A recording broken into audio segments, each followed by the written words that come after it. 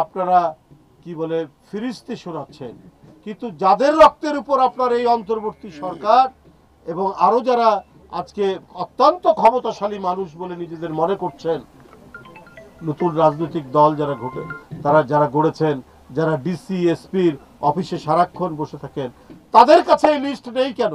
কেন আরমান মোল্লার ছেলে আজকে এতিমখানায় থাকবে?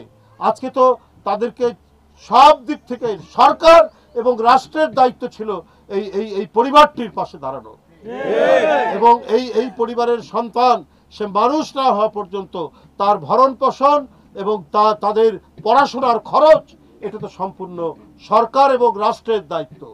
যে ব্যক্তিটি নিজের জীবন দিয়েছে তার সন্তানরা আজকে এতিমখানায় চলে যাবে, এটা হতে পারে না। বিএনপি যদি ক্ষমতায় আসে, প্রতিটি শহীদ এবং যারা আহত হয়েছেন প্রত্যেকটি দায়িত্ব তখন রাষ্ট্র দায়িত্ব পালন করবে।